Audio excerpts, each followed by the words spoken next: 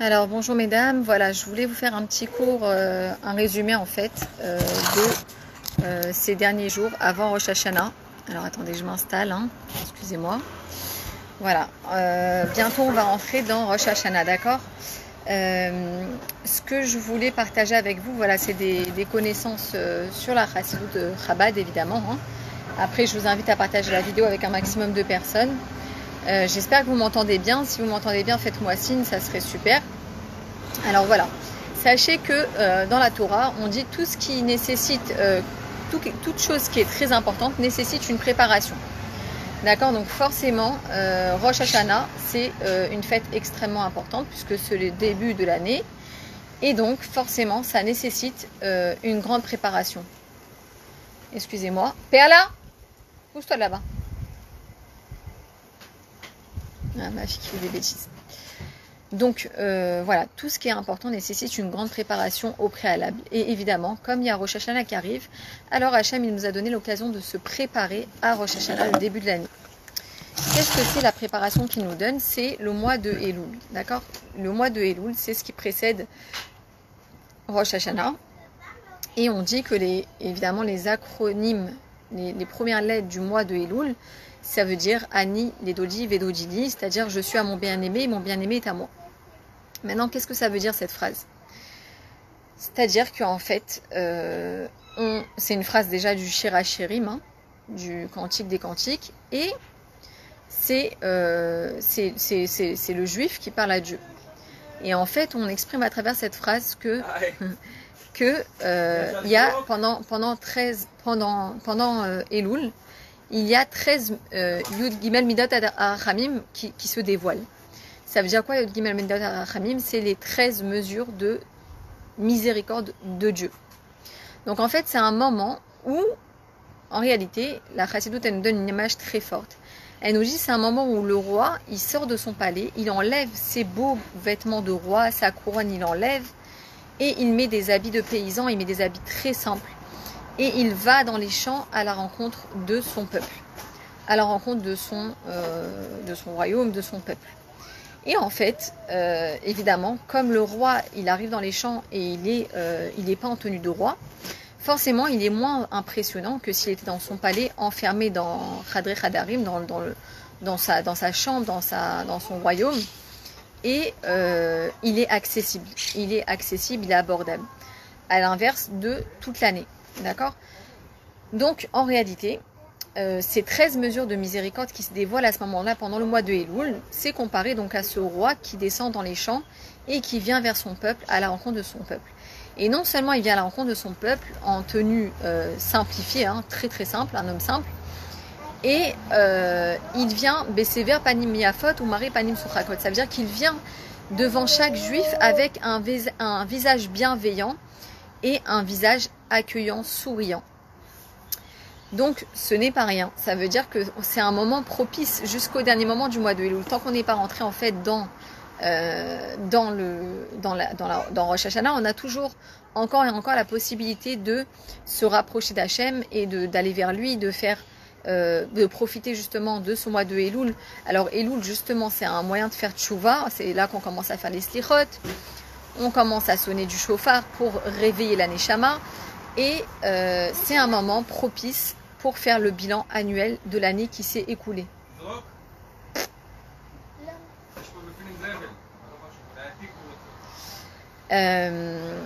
Et en réalité, on voit que du 18 Elul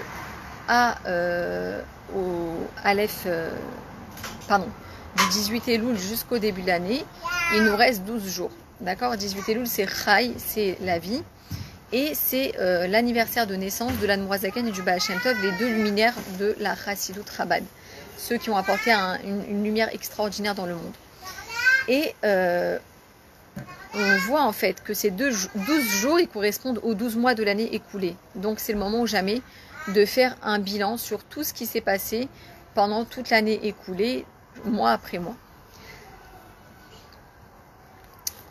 Et en vrai, on se rend compte quand on réfléchit bien, quand on est honnête avec soi-même, c'est que personne ne peut savoir où j'en suis dans mon service de Dieu sauf moi. C'est comme une femme qui fait Taharat HaMishpacha, qui garde les lois de pureté familiale. Personne ne sait ce qu'elle fait en vrai. Au fond, elle est seule dans sa salle de bain. On ne sait pas, même le mari, il ne sait pas est-ce qu'elle fait les bdikot, est-ce qu'elle ne les fait pas. Il lui fait totalement confiance. Et là, c'est pareil. En vrai, chaque juif, il sait lui-même où il en est, où il se situe, qu'est-ce qu'il doit arranger, il connaît ses faiblesses, etc. Après, évidemment, on a tous des hauts et des bas, on n'est pas là pour juger, que Dieu préserve, c'est pas le but. C'est juste de faire un point et de se dire, ok, à ce niveau-là, j'ai chuté, il faut que je me rattrape, que je fasse un effort. À ce niveau-là, etc., etc. C'est-à-dire, ça sert à faire l'inventaire de où j'en suis et comment je veux progresser, où je veux aller, d'accord, pour l'année qui arrive.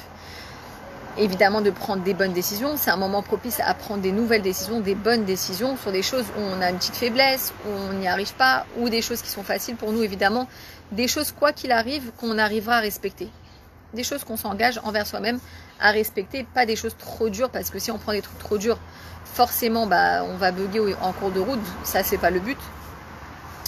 Voilà, ce que je voulais vous partager, c'est que en tant que femme juive, on sait quel mitzvot, quel commandement divin se rapporte à nous particulièrement. Alors comme on sait, il y a la phrase, il y a le mot qui s'appelle Chana. D'accord, on dit que le prénom Chana, il contient toutes les mitzvot de la femme juive. Donc Chana, donc c'est Chalot. Chalot, donc c'est la mitzvah de la Frachat Chala. Évidemment que ça ne s'arrête pas que là, et ça va plus loin que ça. Évidemment qu'il y a une mitzvah de la Torah de faire la mitzvah de la Frachat Chala. Mais en plus de ça, derrière se cache la mitzvah de la kashrut. Parce qu'en vérité, la femme juive, c'est elle qui maîtrise et qui contrôle, qui sait qu'est-ce qui rentre dans sa cuisine. Elle sait s'il y a du chalav nochi, elle sait s'il y a du chalav chamour, elle sait si le vin, il est comme il faut avec la théouda, elle sait si cet alcool, elle est cachère ou elle n'est pas cachère. C'est elle, celle qui est garante, en fait, de sa maison. C'est elle qui est garante de tout ce que le foyer va mettre dans sa bouche en vrai. Et ça, c'est important de le comprendre. Ça, c'est important de le comprendre, que c'est elle qui est garante de ça, de toute la cacheroute de la famille. Quand elle épluche des légumes, quand elle nettoie les fruits, c'est elle qui va vérifier les bêtes, s'il y a des bêtes à l'intérieur, etc. Pareil pour le niveau de viande, par exemple, on peut choisir d'améliorer sa hashgacha, sa théouda de viande, pour augmenter dans la khumra, d'augmenter dans la cacheroute. Il y a énormément de domaines donc, qui sont rattachés en fait à la cacheroute, d'accord. Ensuite, on a la mitzvah de Nun. Nun, c'est Nida. Donc Nida, c'est toutes les lois de Taharat HaMishpacha, de pureté familiale, qui sont une mitzvah attribuée, attitrée, très attachée et liée à la femme juive, puisque c'est grâce à elle, c'est grâce au fait qu'elle va préserver la pureté familiale que finalement le peuple juif va être préservé et va être protégé tout au long des siècles. Si on existe encore, c'est grâce au mérite des femmes qui ont su préserver toutes ces choses-là, et en l'occurrence la pureté familiale, sinon on aurait disparu depuis longtemps de la surface de la planète. Et ensuite, la troisième chose, le troisième sujet, c'est Adlakat Nerot. Adlakat Nerot, c'est le fait de faire avancer sa famille, son foyer dans la lumière, de garder Shabbat, de garder les Chagim, Yom Tov, de faire les plats à l'avance, etc., etc. C'est ça la femme juive. La femme juive, elle est vertueuse parce qu'elle est capable de préserver tous ces points qui sont essentiels pour le Ham Israël. D'accord ? Voilà. Après, chacune d'entre nous, on sait exactement où on doit avancer, où on doit travailler, etc. On sait dans quelle direction on doit aller. D'accord ?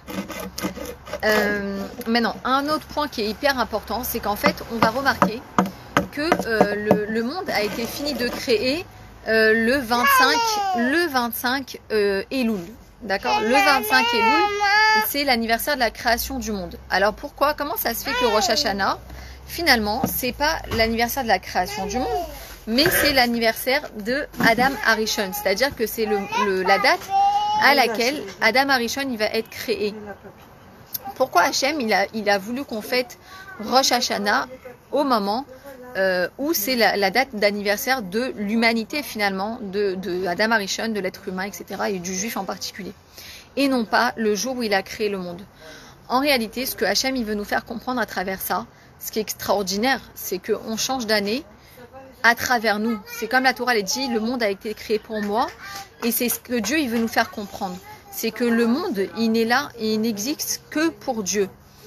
Il n'existe que pour Dieu, oui, et pour le juif et pour l'être humain. C'est-à-dire qu'en fait, Dieu, sans le juif, le but pour lequel le juif est dans ce monde, c'est-à-dire de dévoiler la lumière divine dans ce monde, à travers sa mission, à travers son travail, chacun avec ses trous notes, ses qualités, etc.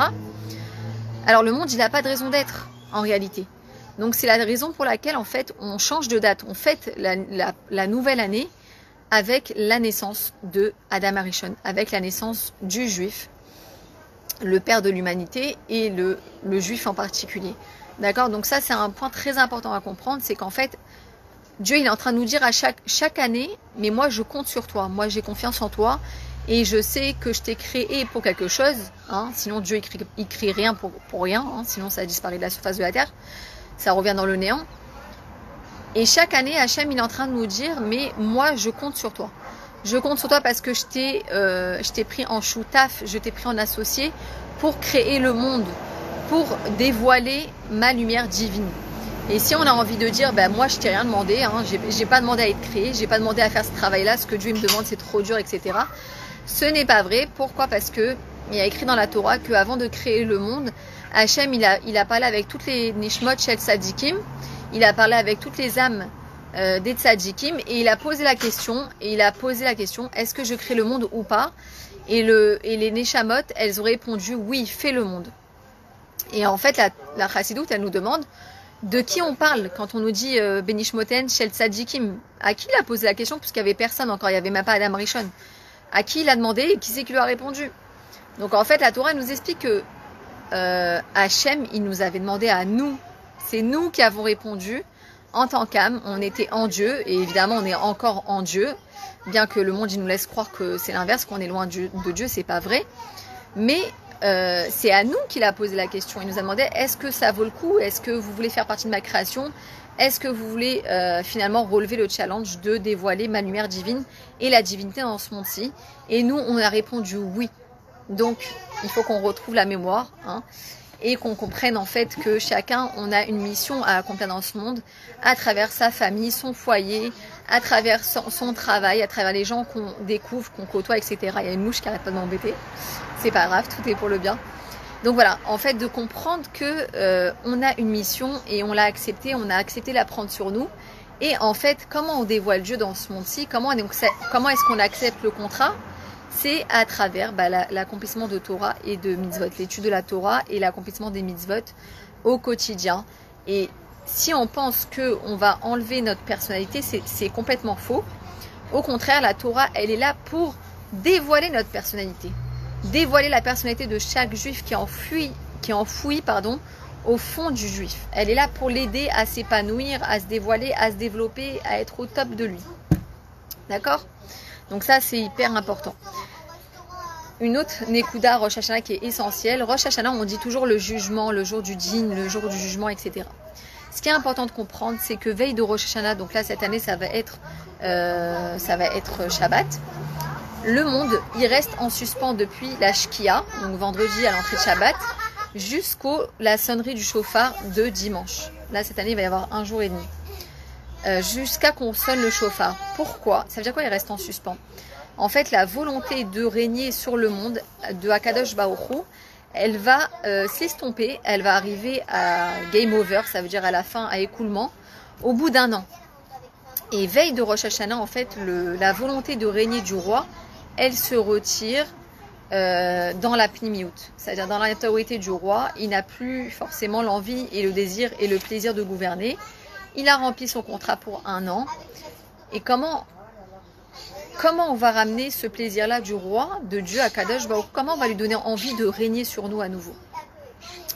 Alors la chassidoute, elle nous explique, elle nous dit, voilà, si tu viens vers Dieu en lui disant des trucs intellectuels, Hachem, l'année dernière, j'ai pas fait ça, mais cette année, je te promets, je vais faire ça. Cette année, j'ai pas fait ça, j'ai bugué, mais cette année, je vais faire ça, etc., etc. Hachem, il va nous dire, mais c'est bon, tu m'as eu une fois, pas deux, 10 ans, pas 20, etc., etc. Comment tu veux que je te croie? Donc, en réalité, ce qu'il faut qu'on touche, c'est un niveau supérieur. Ça veut dire qu'on peut pas toucher On ne peut pas aller parler à Hachem avec une manière où ça va parler que à son intellect, entre guillemets, évidemment. Hein. Mais il faut qu'on touche l'essence de Dieu. Il faut qu'on touche l'intériorité comme le cœur de Dieu, un endroit où il ne va pas pouvoir résister. Et comment on va le faire pour toucher l'essence de Dieu? En réveillant l'essence du juif à travers le chauffard, la sonnerie du chauffard, vous savez, c'est quelque chose qui bouleverse à l'intérieur, qui nous ramène à Dieu. Alors, on va pouvoir éveiller l'essence qui se cache en Dieu et réveiller en lui la volonté profonde de régner à nouveau sur lui. Pourquoi? Parce que dans la Torah, dans la Gdusha, dans la sainteté, il n'y a pas de roi sans peuple. Ok, dans l'inverse de la sainteté, c'est le roi qui se proclame, qui s'impose en tant que roi. Mais dans la sainteté, c'est l'inverse. C'est le roi qui est nommé par le peuple, qui est réclamé par le peuple. Donc, sachant ce principe-là, le seul moyen qu'on a de réveiller la volonté et de réveiller ce plaisir-là de Dieu, c'est de toucher son essence. Et comment on va toucher son essence? En touchant notre essence de juif, on va atteindre à travers le chauffard l'essence de Dieu. Pourquoi le chauffard? Le chauffard, c'est un cri qui a été réfléchi par les sages. Parce que c'est un bébé qui pleure. Ça ressemble à comment on suffoque quand on pleure. Il y a différentes sortes de pleurs. Donc c'est extraordinaire. En fait, on est en train de mettre en scène un appel du fond du cœur pour qu'Hachem il nous réponde qu'il craque, il ne peut pas résister en fait. D'accord? Donc ça c'est hyper important. Donc cette année, si on est à la maison, c'est très bien aussi. Hein. Mais quand on va écouter le chauffard, si Dieu veut que tous les maris sonnent le chauffard, alors de vraiment dire à Hachem, je veux que tu sois roi sur moi. C'est avec cette intention-là qu'on doit sonner le chauffard et de dire à Kadosh Baruch Hu, je te choisis pour roi, je veux que tu règnes sur moi à nouveau pour 1 an. Mais attention, cette fois-ci, on va lui dire, je veux que tu règnes de manière dévoilée, que tu arrêtes l'exil, que tu arrêtes la galoute et que tu règnes de manière dévoilée dans le monde et sur moi, que tu te dévoiles, mamash, de manière infinie dans le monde entier. D'accord, Bezrat Hachem. Donc voilà, ça c'est très important. On sonne le chauffard pour dévoiler l'essence de Dieu et lui demander de régner à nouveau sur nous pour 1 an. Et si Dieu veut que cette attention-là, elle soit qu'il se dévoile pour nous vraiment cette année. Je pense qu'on a passé une année très spéciale et c'est pas fini. Et il faut que ça cesse. D'accord, donc il faut demander à Hachem vraiment qu'il nous prenne en pitié. On lui dit, écoute, si jamais tu traînes, tu laisses traîner la Géoula parce que tu voulais nous rajouter du mérite, plus de mérite, parce que quand tu auras la Géoula, on ne pourra plus faire de mitzvot, ça sera trop tard. Il n'y aura plus de sens, il y aura plus de... Dieu ne demandera plus de faire des mitzvot, il n'y a pas de sens, il n'y a pas de mal, il n'y a pas de contraire, il n'y a pas de etc., il n'y a pas de... etc. Donc il n'y aura plus de mitzvot. Si Dieu il voulait nous rajouter du mérite en faisant traîner la Géoula, alors de dire à Dieu, je renonce au mérite que j'aurais pu rajouter sur moi et je veux que tu te dévoiles Techef Umen Mamash vraiment maintenant, que tu dévoiles ton Malkal Meshira, ton maître Mashiach, ton roi Mashiach, le roi d'Israël, et que tu te dévoiles enfin dans ce monde de Sheker, ce monde de mensonges, qu'il puisse enfin se dévoiler dans toute sa splendeur et qu'on puisse parler à Dieu, aller au 3e Beth Amikdash, danser dans une joie éternelle, qui puisse ressusciter tous les enfants du Ham Israël et qu'on puisse tous se retrouver au Beth Amikdash Hashishi. Amen. Mashiach no, Yechi Ameler, je vous souhaite une Shana Tova Ometuka, que des brachot, Banire Veniglé, dans la Gashmiut ou dans la Ruchaniut, c'est-à-dire dans la matérialité comme dans la spiritualité, qu'on soit tous en très très bonne santé matérielle, physique, spirituelle, qu'on soit éternel, qu'on accède à l'éternité tout de suite. Amen. Mashiach no.